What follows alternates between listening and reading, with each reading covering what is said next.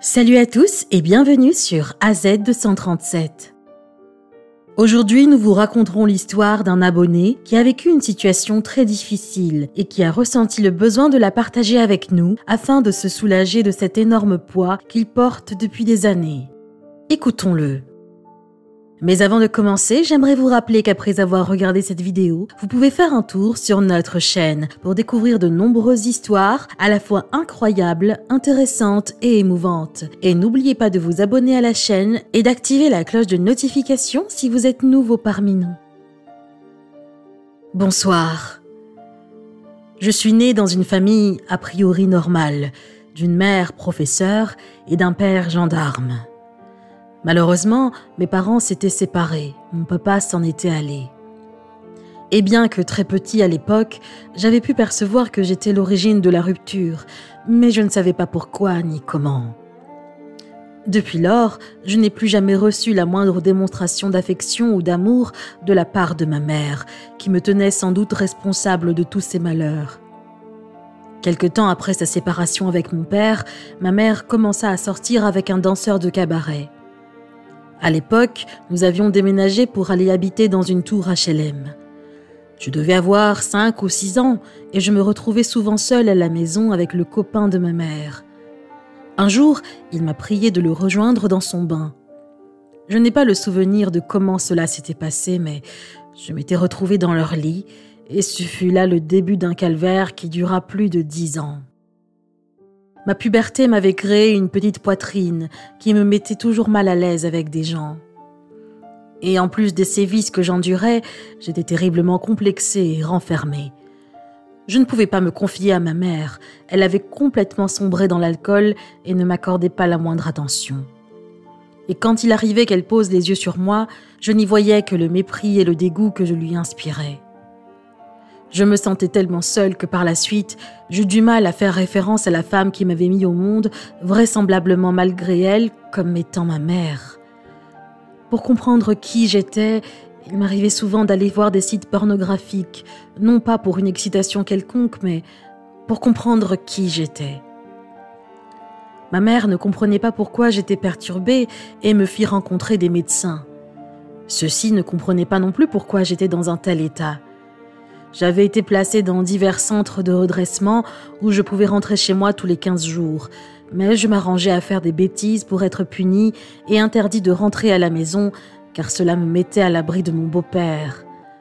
Malgré tout, on me permettait de rentrer à la maison 1 fois par mois. C'était lui qui venait me chercher. Et chaque fois que je rentrais à la maison, il recommençait encore et encore. Mais à qui le dire ? Qui m'aurait cru ?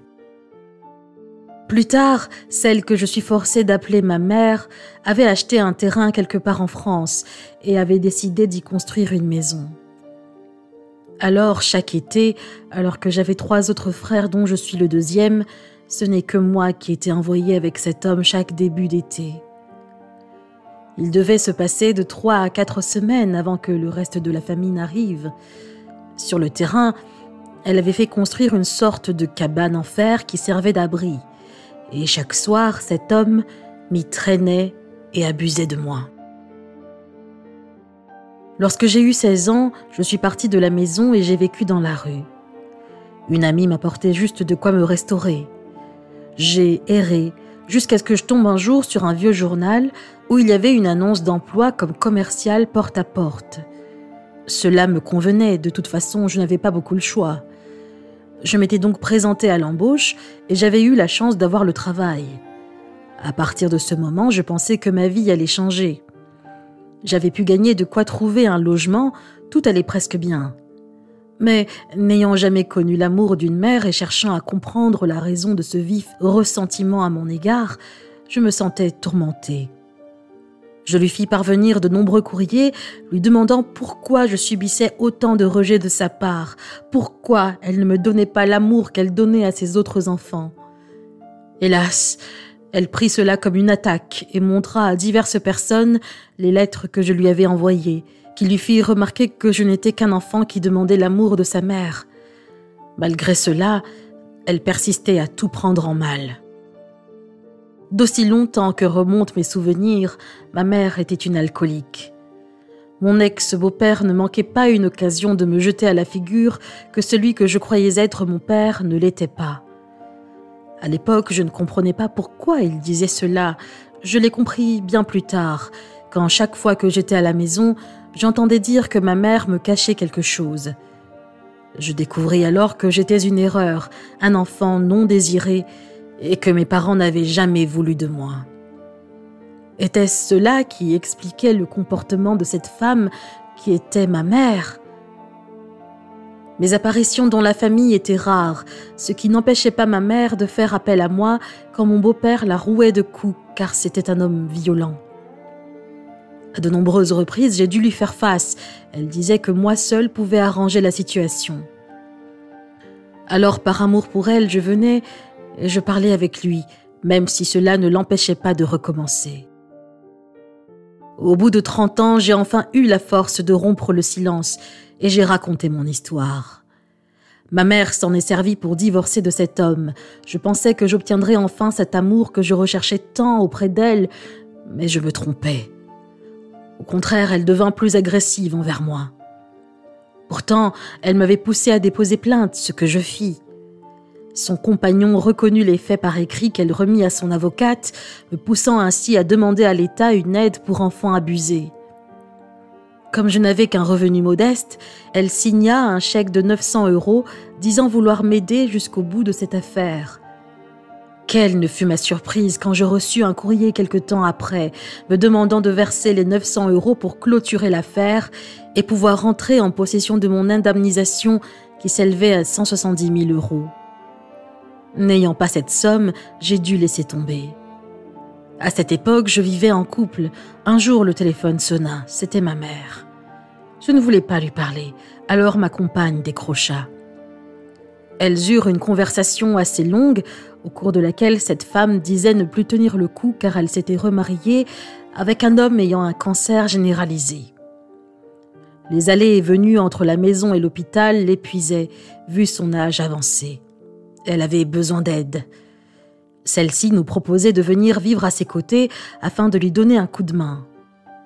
Après de nombreuses réflexions, et alors que nous nous trouvions à plus de 800 km, ma femme prit la décision d'accepter cette demande. Je l'avais néanmoins prévenue qu'elle devait se méfier de cette femme. Nous avons pris un camion de location et avons fait le trajet. À notre arrivée, je fus étonnée de voir que l'abri de jardin dans lequel j'avais vécu l'horreur était toujours là. Mais je ne dis rien. Ma femme était au courant de ma situation vis-à-vis de mon passé et trouva aussi étrange que rien n'ait changé. Tout se passa bien pendant quelques mois. Nous étions en été, ma mère nous faisait loger sous sa maison. Pour 2 adultes, 2 enfants, 2 chats et un chien, nous vivions dans un petit studio composé d'un salon, d'une chambre, d'une salle de bain et d'un coin cuisine. Ma femme s'était engagée à aider et assister cette femme pour tous travaux dans la propriété.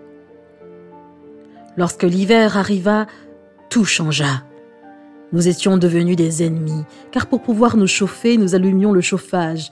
Mais comme cet appartement n'était pas isolé, il se formait des champignons et de l'eau à certains endroits du plafond. Les enfants, alors très jeunes, dormaient dans des couvertures humides. Nous avions expliqué cette situation à cette femme, mais elle nous coupait toujours le chauffage. À plusieurs reprises, nous avions dû faire appel au Conseil général de Nice et une personne vint pour voir dans quelles conditions nous vivions et nous conseilla de partir, ce que nous n'étions pas à mesure de faire, car nous n'avions aucun revenu. Lorsque Noël arriva, nous nous étions décidés de ne plus laisser nos enfants vivre ainsi. Nous avons quitté sa maison et, faute de moyens, nous vivions dans notre voiture. Un de mes frères avait acheté un appartement dans un village plus haut et je lui avais demandé de nous dépanner le temps de nous remettre sur pied. Cette femme, ma mère, s'y opposa et le soir de Noël, alors qu'il faisait la fête dans cet appartement, nous étions dans notre petit véhicule sur le parking d'en face, morts de froid sous la neige. Comme nous étions assez près, nous les entendions rire. Plus tard, ma femme trouva un petit emploi comme femme de ménage chez un particulier. Lorsqu'elle lui donna son nom, le monsieur lui dit qu'il avait connu quelqu'un du même nom et, Au bout du compte, il s'avéra que c'était un ami de longue date. Elle lui apprit alors qu'elle était ma femme et lui raconta tout ce par quoi nous passions et notre situation actuelle. Pris de compassion, il nous offrit 150 € et des provisions. Mais il ne put nous offrir un logement car sa femme et lui n'avaient pas assez d'espace pour nous loger. Ma femme prit cet argent qui lui permit de retourner chez son ex-mari qui avait bien voulu l'héberger quelque temps avec les enfants. Je me retrouvai donc seule avec ma petite chienne et mon seul désir à ce moment-là fut l'envie de me suicider. L'abus, le rejet, le manque d'amour commençaient à être lourds à porter. Que ma propre famille me fasse du mal à moi, je pouvais supporter. Mais faire du mal à des êtres qui n'avaient rien fait, cela m'horrifiait au plus haut point. Et le pire de tout fut de savoir que cette femme, qui se prenait pour une mère, ne cessait de dire dans le village que j'étais séropositif. À ce jour, nous peinons pour vivre. Je ne cherche aucune pitié, peut-être que ma vie devait être ainsi. Je suis quelqu'un de très spirituel. Un jour, j'ai découvert que je pouvais magnétiser les animaux puis les gens. J'ai donc commencé à pratiquer le magnétisme curatif. Dans la recherche d'un amour que je n'ai jamais reçu de ma famille, j'ai dû apprendre à aimer à travers d'autres familles et l'amour que j'offre et le temps que je passe à aider les autres. La prière a toujours fait partie de ma vie. Sans elle, je pense que je n'aurais jamais écrit ces lignes. Ma femme est au courant de cela, je ne lui ai jamais rien caché, mais je ressens toujours ce manque d'amour, même après 17 ans de vie commune. Hier, j'ai reçu un message m'informant que j'aurais soi-disant eu des gestes déplacés, ce que je nie formellement. Malgré mon passé, je n'ai jamais été violent, ni tenté de faire subir à autrui ce que j'ai vécu. De nombreuses personnes me connaissant peuvent affirmer que j'ai toujours été respectueux et gentil avec tout le monde. Je pense que ces écrits seront les derniers. Je pense que je ne pourrai plus supporter cette vie encore longtemps. Je sais que cela n'est pas bien vu du côté spirituel, mais je ne peux plus continuer ainsi. J'ai pardonné toute ma vie et offert plus que de raison, sans rien attendre en retour de personne. Déclarée handicapée, je me vois mal retourner dans la rue. Cela achèverait la destruction de mon être. J'ai toujours pensé aux autres en ne prenant plus soin de moi-même depuis des années. Je suis fatiguée et je ne trouverai le repos qu'en mettant fin à cette vie. Je vous remercie d'avoir pris le temps d'écouter mon histoire, de m'avoir laissé m'exprimer comme un enfant. J'ai 58 ans aujourd'hui et beaucoup de fatigue morale. N'ayant jamais vu aucun psychologue, je vous laisse imaginer l'état de mon esprit. Au moins j'aurais pu partager mon histoire, en espérant que la peine et le silence ne détiennent personne captif, comme cela a été mon cas. Merci de votre compréhension. Quelle est votre opinion au sujet de cette histoire? Dites-le nous dans les commentaires. Si vous avez aimé cette vidéo, alors cliquez sur le bouton j'aime et partagez-la autour de vous. À très bientôt sur AZ237.